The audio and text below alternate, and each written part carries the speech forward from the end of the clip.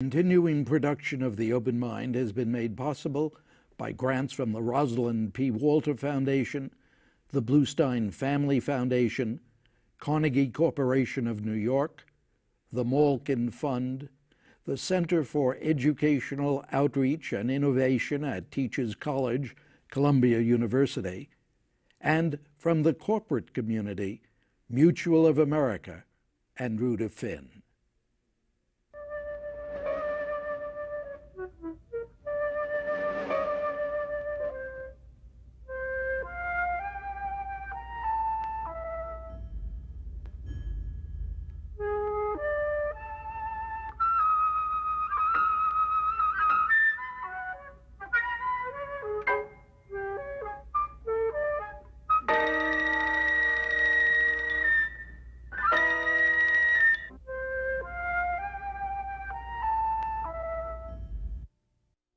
I'm Richard Heffner, your host on The Open Mind. Our subject today is America's devastating failure to educate our educational leadership. And my guest today has had the temerity to insist that even at a time when our schools face the most critical possible demand for effective principals and superintendents, the majority of the programs that prepare school leaders range in quality from inadequate to poor. Now, that doesn't reflect the prejudices of an anti-schools of education fanatic, believe me. Rather, it's the painful summary of part one of a four-year study of schools of education across the country that provides a quite critical examination of American school leadership programs, offering new insights into the ways they operate, the incentives that drive them, and the perceptions that deans, faculty, alumni, principals themselves and others have of their performance. Indeed, titled Educating School Leaders, this quite negative new report on the many university-based school leadership programs engaged in an appalling, quote, race to the bottom, end quote, in which they compete for students by lowering standards and offering ever faster and less demanding degrees, is by Arthur Levine, the innovative president of Columbia University's prestigious Teachers College, to whom the open mind so often turns when Americans need still another realistic, straight-from-the-shoulder educational fix. Dr. Levine doesn't ever seem to believe in pulling punches, but these are particularly tough ones, which leads me to ask my guest, where do we go from here? First, it's a pleasure to be with you. There's a lot we could do to fix what exists right now. One of the big problems is that salaries for teachers are dictated by getting additional degrees and additional credits. What that does is inspire a lot of teachers to go take master's programs in school administration, never ever intending to become a principal, simply to get an easy master's degree. And they're unmotivated students. They want to get out as quickly as possible. All they want is a degree. You mean all they want is the salary? All they want is the salary. Absolutely. That's what I meant. You're right. And if we could have states make the simple step, or take the simple step, of saying, what we're going to do is we're going to give you raises for getting master's degrees, but they have to have something to do with what you're doing. If you're a teacher, if you update your skills, if you expand your skills, if you take coursework in a related field, we'll be happy to give you a raise. But it has to be germane. If those requirements were made, we'd lose 50% of students who are in school administration programs now and are driving down quality. And what about the rest? What about the other 50%? For those things, we need to respond in a variety of ways. Part of the problem is that universities treat these programs as cash cows, which means what they're trying to do is cream off as much money as they can from these programs and invest them in programs they regard as higher priorities. The result is that they over-admit students, they lower admission standards, they hire part-time faculty instead of full-time faculty. If universities funded them adequately, they could reduce the bottom of the pool they're admitting. Beyond that, what states need to do, if universities are unwilling to do it, is evaluate these programs and close those that are ineffective. It could mean closing as many as 40 to 50% of the programs. And then we need to rethink what the programs look like. Aha. What about that? What should they be? Well, at the moment, the master's degree program in the field really looks like a random collection of courses. It's all the survey courses that you'd find in education school. And there's one course in the principalship. If you took that course away, people would have no idea whatever what this program was for or what they hope to prepare students to do. So if we remade that program, and what it looked like is the kind of program that we have in business schools, a Master's of Educational Administration comparable to a Master's of Business Administration, in which we gave the future principals leadership education, management skills, and we taught them about education. That kind of rigorous program, which also included an internship, would be very powerful. That should be a terminal degree in the field. And students wouldn't need a doctorate in educational administration to move up the ranks. Instead, what they do is take a series of certificate programs, short courses, to advance skills. So if I'm a principal and I decide what I want to be as a superintendent, I wouldn't go and get a doctorate and write a dissertation and learn a whole bunch about research. What I might do is take a short program on the skills and knowledge that are required to move from a single school to a district. What I might do is have an apprenticeship with a real successful superintendent. And what I might do after that, once I took a job, is have a mentor who'd work with me. I can't imagine that that wouldn't be far more effective than taking a doctorate. But you know, maybe that puts me into an anti-intellectual Shavian position in which I raise the question, wouldn't it be truer to say that those who can administer do, and those who can't, then how do you fill that out? Is administration something that can be taught? I think so. We're trying experiments around the country. There's something called alternative routes, in which people can come to principalships from business, from the military, from other kinds of enterprises in which they've managed. And the research on it is real unclear in terms of that being an actually better approach to preparing principals. In fact, it's very useful for somebody who's going to become a principal to know something about education, to know something about kids, to know something about teachers and how one develops teachers, to understand something about curriculum and how you manage and lead all of that, because every bit of that has to change right now. Is it fair to link those concepts, leadership, and then being a superintendent, being a principal? I think you have to today. Once upon a time we had was a system which all we wanted was somebody to come in and manage the school because the school was doing fine, or manage the district because things were okay. What's happened today is everything has changed. We've moved from an industrial to an information economy, and what that means is everybody needs to graduate from high school in order to get a job. What it also means is that the kinds of skills and knowledge one needs to get a job in this environment are higher than they've ever been before in history.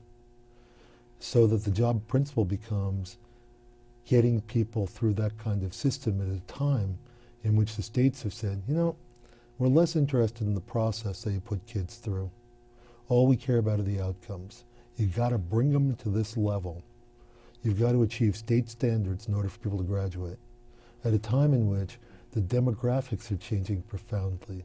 So what's happening right now is that between 40 and 50% of all teachers are going to retire. What's also critical at this time is we're seeing the number of children with learning disabilities just rise dramatically. The number of children who don't speak English as the first language rise dramatically. We're also seeing changes in populations such that with white flight and middle class flight, the inner cities have schools that are populated by kids who have done less well in schooling than kids in general. And what the principal has to do now is come in and go to that school and move it to a new system, create a new curriculum, develop the principals, create an environment in which there's still a community, change the teaching strategies, and adapt to a system of accountability and assessment. Possible? Is it possible? It has to be possible. That's not saying that it is. Yeah, we've seen examples of schools that succeeded at it. And we also know this, and maybe it's just a truism. There's no such thing as a bad school with a good principal. They can move their schools forward, and they're rather successful at doing so. And the converse is also true, which is there's no such thing as a bad school with a good principal. Then let me ask you, when you've seen good schools, good principals, good superintendents, what are the qualities of those individuals? What have they done? What do they have in them, about them, that enables them to make those shifts in those institutions for which they're responsible? They have a clear sense of direction. They know where they have to take the school. They've been very effective at developing teachers. Teachers were also prepared for a different era, for the most part. They were prepared for a time in which we could accept a reasonable dropout rate, or an unreasonable dropout rate in some places. They were prepared for a time in which process was more important than outcomes. And what has to happen now is they need to be re-geared for that in an age of accountability, with high assessment as a requirement. Teacher development is real important. The other thing they're very successful at is data-driven decision making. And what that means is, and it sounds like some jargony phrase, what it really means is we're going to get all kinds of results on how well kids are doing. Let's move the school in directions that the data shows we need to move it. What they're also real good at is figuring out how to use money to get the things they want done. And what they do beyond that is they really understand kids and what kids need. You know, it's interesting. You sound more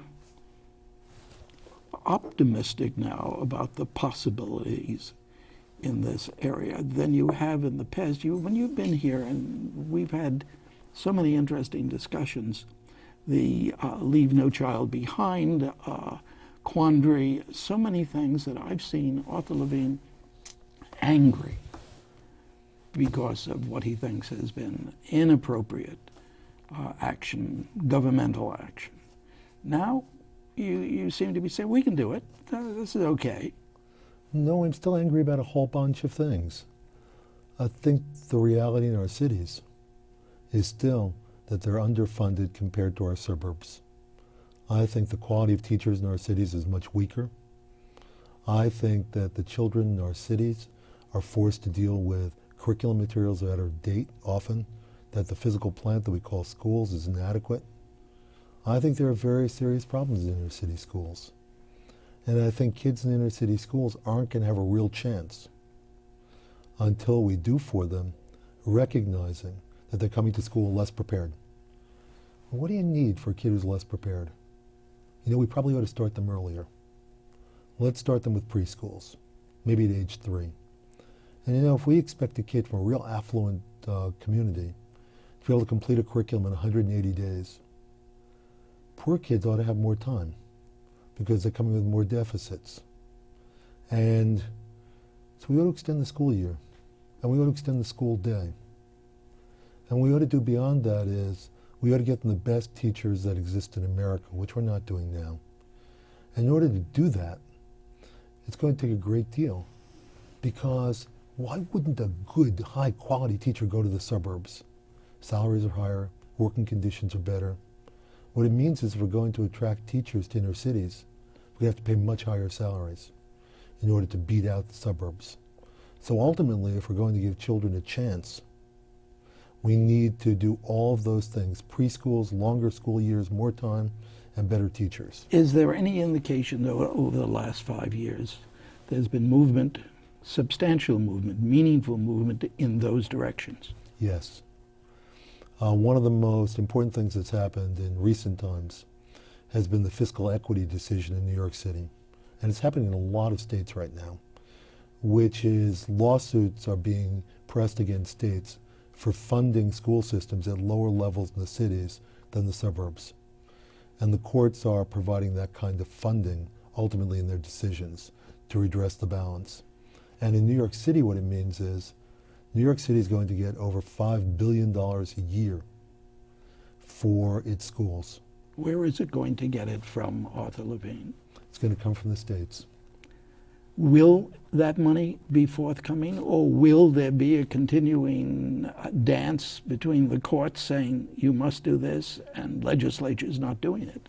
I think, of course, there's no plus for Republican legislatures to do this. There's no plus for even Democrats coming from suburbs to do this, so that it's going to be a fight between the courts and the legislatures. But ultimately, the courts are going to win. The legislature, the government, the governor is going to lose every option that's available. They'll slow it down, but they won't stop it. And the result is cities will get that kind of funding. Now, that's not a remedy. It'd be quite easy to throw that money down a rat hole. And we've seen some cities do that. But, and Newark's a prime example of a city that got a fair amount of money and failed to improve its schools. But what stands out is that if we made the appropriate investments, I've been chairing a city council commission in New York City on how to spend this money. And we've asked they invest in is smaller classes for children in failing schools. We've asked is that they invest in better teachers and higher salaries to do that, but only if there's strong assessment and rigorous accountability. We've asked is there be after-school programs, longer years. What we're asking for is preschool programs. So all the kinds of things that I've talked about are the things I hope the city will invest in. And you think it will? I can't be sure, but I think so. It's logical. The kinds of things I just described to you they're investments. They're logical kinds of things. They're not political kinds of things. I suspect there'll be political static over it, but ultimately I think these are the kinds of things that'll be done because it's what the research shows works. And in the age of accountability, you need things that work. And you talk about it's being practical. What role does the business community, which needs these better educated or needs these educated or needs these literate, let's lower the demand level, is business playing an important role here? Not in this city. How about the country at large? It varies from city to city and location to location. In this city, the business community actually has the capacity to press the legislature and the governor for a settlement in this suit, and they haven't acted upon it. You mean they could have the money produced? They could indeed. And why not? If it's as practical a matter as you suggest and as realistic. I've been shocked at the degree to which the business community has not been involved. There were several efforts when I first arrived in New York, which was about a decade ago, of the business community to try to do things in education. And they weren't wholly successful. I think they don't want to fail again. That's an interesting sort of peculiar response, not on your part, but on their part. We're not going to do anything because we don't want to fail again. They talk. They adopt individual schools, but they haven't played a major role in policy. Again, other communities, where do they do the right thing? There have been a few Midwestern communities in which the business community has been the impetus for change in the schools. They've worked the legislature, they've worked the city council, they've worked the school boards. They've brought together the constituencies that are needed to make things happen.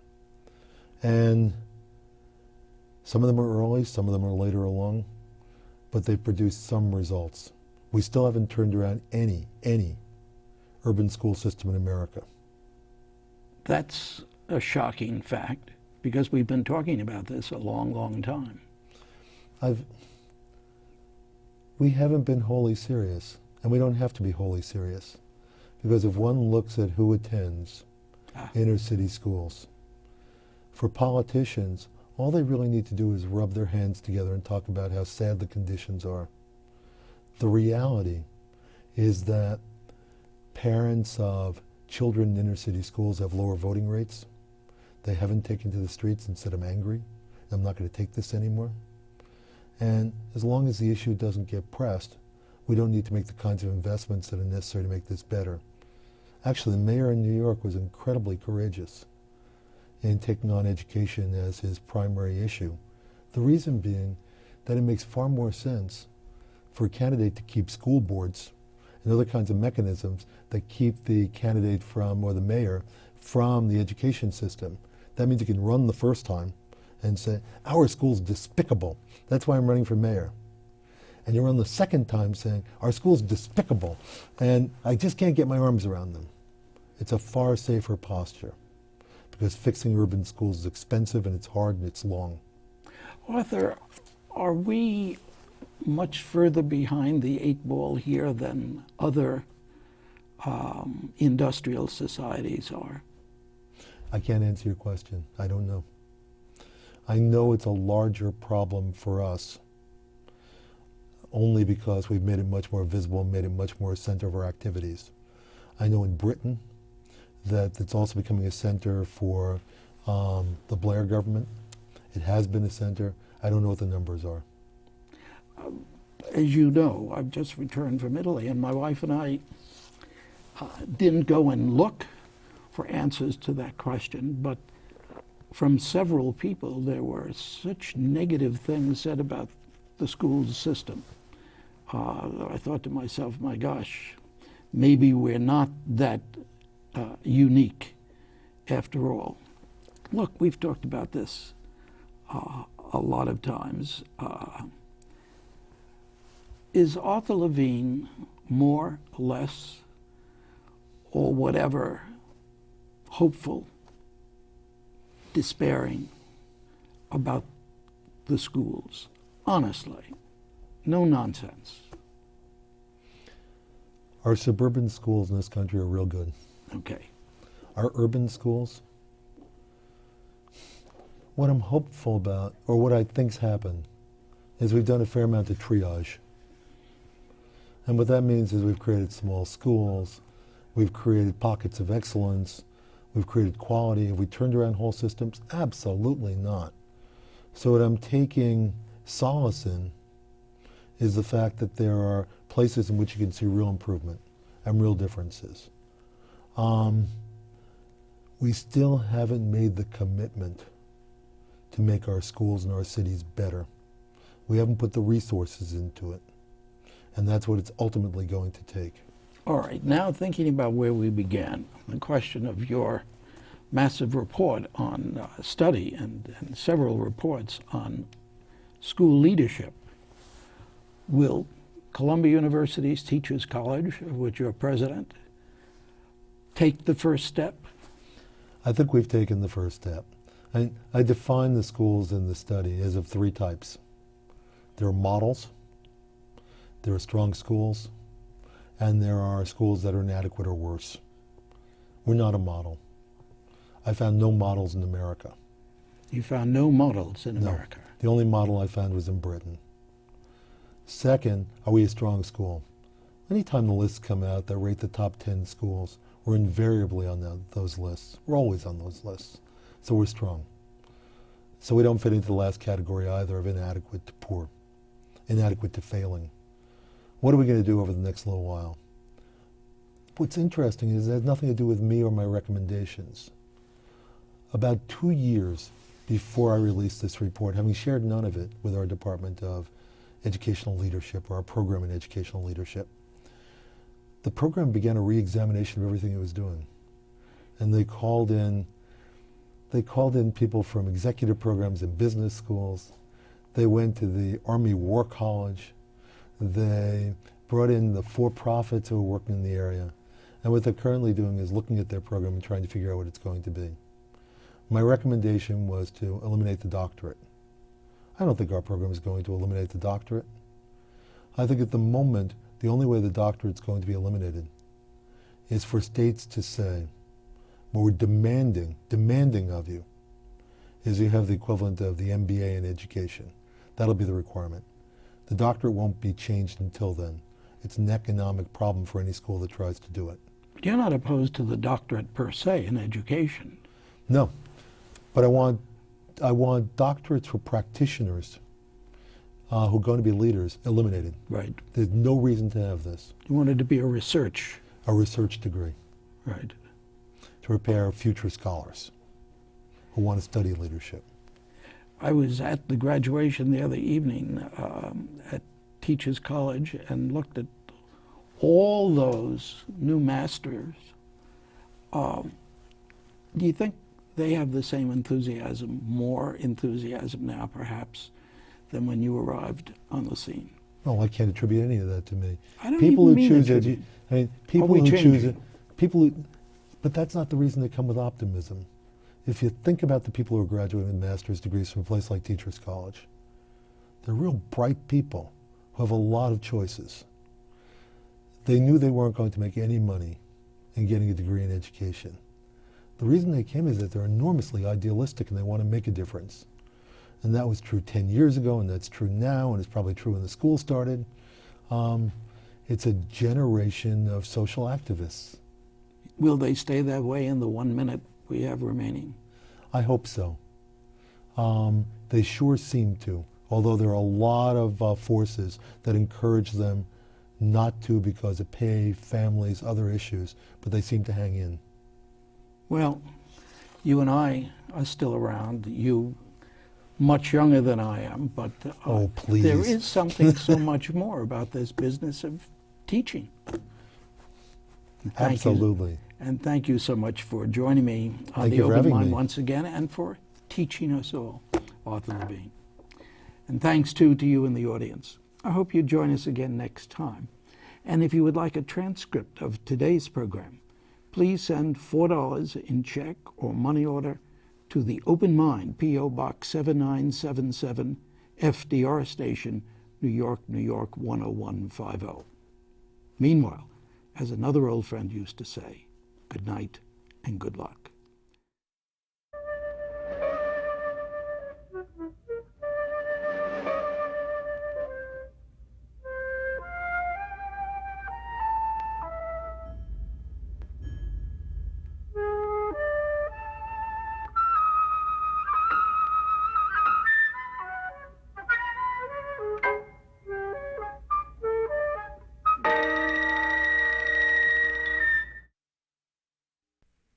For nearly a half-century now, our purpose here has been to provide the light of reasoned discourse rather than the heat of verbal battle.